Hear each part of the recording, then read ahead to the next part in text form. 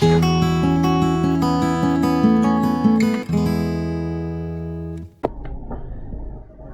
is the first question of time value of money. This is for simple interest. Is sum of 2400 amount to 2700 in 5 years at simple interest rate. Find rate percent per annum. Use goal seek function. अगर ये question हमें theory के paper में आता है तो हमारा सीधा सा ये आंसर होगा कि 2400 रुपीज इंटू 1 + 5i बिकम्स 2700, तो इससे हमारी आई की वैल्यू निकल जाएगी। बट हमें ये क्वेश्चन दिया है यूज गोल सीक फंक्शन। गोल सीक फंक्शन हमारे लिए क्या काम करता है?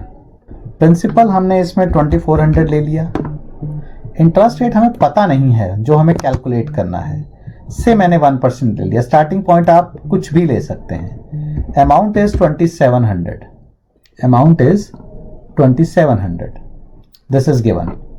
5 ईयर्स हैं। एक्यूमुलेटेड वैल्यू का जो बेसिक फार्मूला होता है that is A = C × 1 + Ni। अब हमने अमाउंट हमें दिया हुआ है, C हमें दिया हुआ है, N हमें दिया हुआ है, I हमें दिया हुआ है। तो इन गिवन वैल्यूज से अगर मैं A की वैल्यू निकालता हूं तो = C multiplied by bracket 1 + N multiplied by interest rate I। ये मैंने जो कैलकुलेशन की है ये मैंने एक given rate of interest 1% assume करके की है। अब अगर मैं हिट एंड ट्रायल मेथड लगाना चाहूं तो उसमें मुझे क्या करना चाहिए? इस 1% को से मैंने 2% किया, 2% करते ही वैल्यू चेंज हो गई। फिर मैंने 3% किया, वैल्यू चेंज हो गई। मुझे इन वैल्यूज को तब तक चेंज करते जाना है जब तक कि ये वैल्यू 2700 हो नहीं जाती। पर ये काम तो बहुत ही लेंदी हो जाएगा, क्योंकि किसने कहा कि इंटरेस्ट रेट 1%, 2%, 3%, 4% ही हो सकता है? हो सकता है इंटरेस्ट रेट 2.58% हो। तो मैं कहाँ तक वैल्यूज को एज्यूम करता चल सकता हूँ? तो एक्सेल जो है मेरे लिए ये काम करेगा। एक्सेल क्या करेगा? जैसे ही मैं यहाँ पर गोल सीक फंक्शन लगाना चाहूँगा, गोल सीक कैसे करते हैं? डेटा मैंने प्रेस किया, इसमें what if analysis, data then what if analysis, then what if analysis को क्लिक करके जब ड्रॉप डाउन में देखेंगे तो गोल सीक, तो what if analysis, goal seek function क्या बताता है हमें? गोल सीक बताता है, अगर हम इसमें देखें गोल सीक की डेफिनेशन, तो गोल सीक हमें बताता है कि अगर हम किसी वैल्यू को कुछ वैल्यू बनाना चाहते हैं, जैसे स्टार्टिंग पॉइंट क्या होगा? स्टार्टिंग पॉइंट होगा जिस वैल्यू को हमने चेंज करना है। सबसे पहले हमारा कर्सर वहां पे होना चाहिए जहां पे हमने वैल्यू को चेंज करवाना है। ये वैल्यू कितनी है? 2520। हम इसको क्या बनाना चाहते हैं? 2700। चेंज किसको करना चाहते हैं? इंटरेस्ट रेट को, because that is the unknown जिसकी हमें वैल्यू निकालनी है। तो स्टार्टिंग पॉइंट इस कर्सर पे हमने रखा, data, what if analysis, goal seek.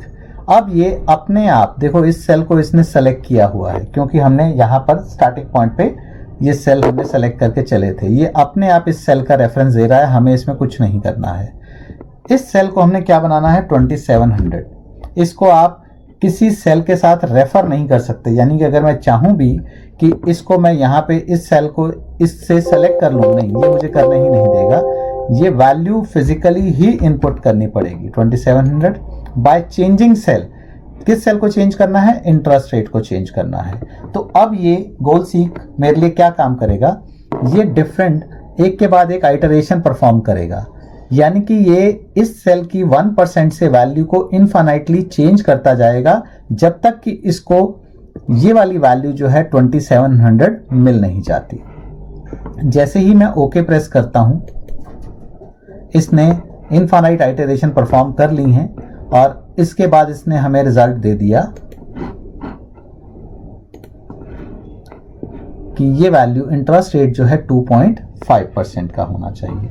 There is a possibility, यहां तो चलो 2.50 आ रहा है, देयर इज अ पॉसिबिलिटी से इंटरेस्ट रेट जो है दिखने में आपको 2.5% नज़र आ रहा हो, बट पॉसिबिलिटी ये भी हो सकती है कि 2.5% एक्चुअल में ना होकर 2.48, 2.479 ऐसे कुछ भी हो सकता है।